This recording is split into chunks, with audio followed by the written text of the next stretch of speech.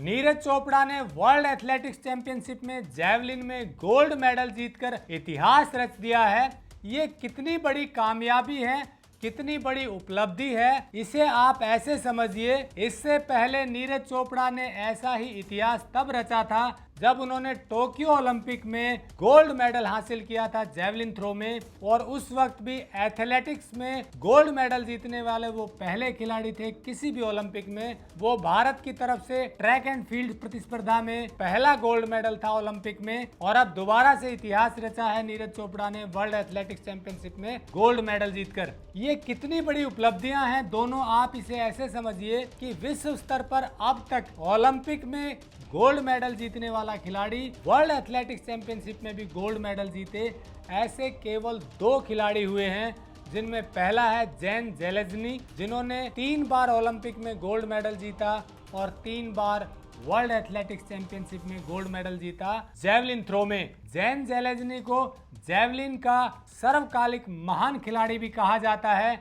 या दूसरे शब्दों में उन्हें जैवलिन का पितामह भी कहते हैं। इसके बाद ओलंपिक और वर्ल्ड एथलेटिक्स चैंपियनशिप में गोल्ड मेडल जीतने वाले दूसरे खिलाड़ी थे नॉर्वे के आंद्रियास टी, जिन्होंने 2008 के ओलंपिक में गोल्ड मेडल जीता और 2009 की वर्ल्ड चैंपियनशिप भी जीती थी।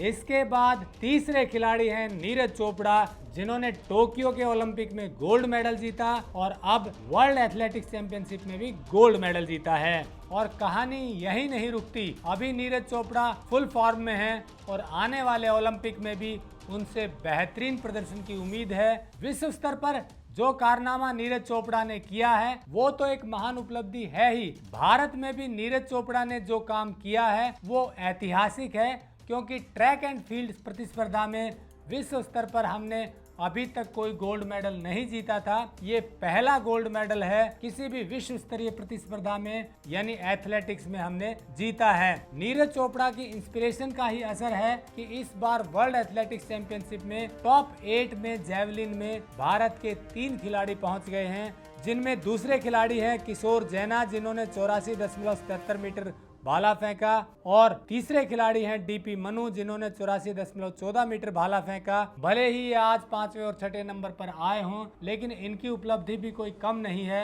आने वाले समय में हमारे ट्रैक एंड फील्ड खेलों में भारत के स्वर्णिम भविष्य की ओर इशारा करती है। नीरज चोपड़ा का ये सफर जारी है और आने वाले समय में हमें पूरी उम्मीद है कि हम ओलंपिक में और इतिहास बनते हुए देखें और दूसरे खिलाड़ियों को भी नीरज चोपड़ा से प्रेरित होकर देश के लिए बेहतरीन प्रदर्शन करते हुए देखें।